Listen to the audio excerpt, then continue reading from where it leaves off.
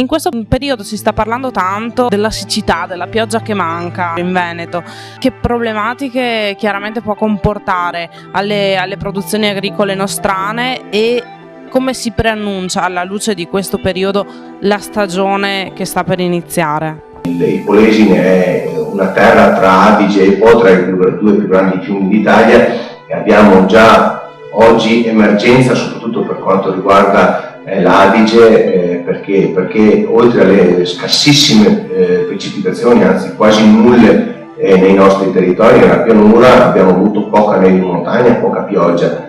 C'è già la risalita ad oggi, la risalita del Cuneo Salino, e quindi in alcuni territori, i territori di Rosolina, sicuramente abbiamo già dei sifoni che non sono utilizzabili, quindi la magra dell'Adige, quindi il poco afflusso verso mare fa sì che la marea entri all'interno della terraferma. Questo è un problema assolutamente da arginare immediatamente. Facendo cosa? Agendo sul quotidiano, quindi cercando di razionalizzare, di dare i giusti afflussi vitali per l'Adige in primis, ma poi anche per il Po, e poi andando a fare degli investimenti importanti per il futuro, perché non possiamo più pensare che sia un'eccezione per quest'anno. Dopo, negli ultimi 10 anni abbiamo avuto almeno 3 anni, dopo il 2003, anche il 2005, di grandi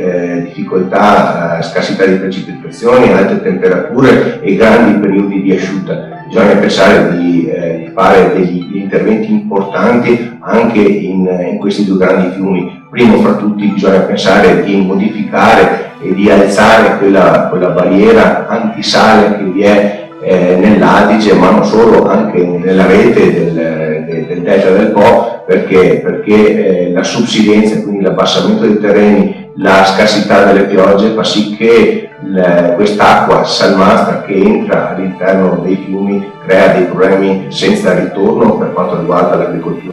Abbiamo letto e sentito parlare nei TG locali in questi giorni di una vena polemica nei confronti del ministro Clini per quanto riguarda gli OGM. Che cosa è successo?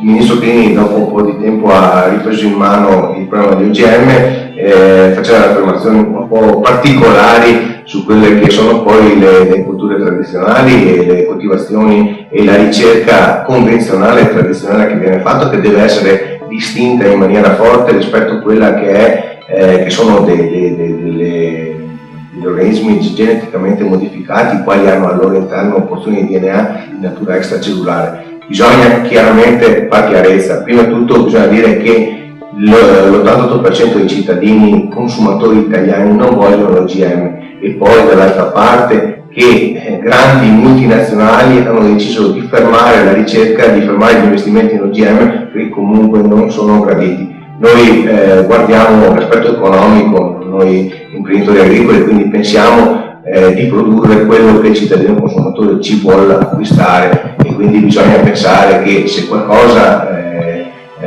se qualche prodotto, se qualche derrata alimentare non è apprezzata, probabilmente è meglio investire in qualcos'altro, e quindi andiamo a valorizzare quelle che sono le nostre produzioni di eccellenza a livello mondiale, che fanno grande il Made in Italy, fanno veramente il Paese Italia come paese di esportatore di eccellenze pure, e su queste eccellenze dovremo veramente costruire il futuro delle nostre imprese agricole e il futuro del nostro Paese.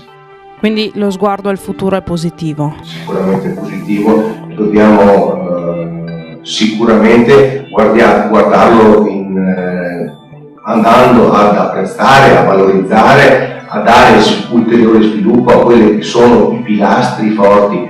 Noi come Codiretti abbiamo proposto già da qualche anno a sta parte un progetto economico per il nostro Paese, nell'andare a valorizzare quelle che sono le eccellenze legate al nostro territorio. È un legame indissolubile che nessuno ci può togliere, quindi il nostro territorio unico, apprezzato da tutti, con i nostri prodotti con una grandissima professionalità, devono assolutamente essere legati insieme per andare ad esportare un'eccellenza che tutti ci riconoscono e che tutti chiaramente ci acquistano. Quindi questo deve essere il futuro del nostro paese, questi devono essere i cardini sui quali andare a costruire un percorso che sicuramente sarà di successo.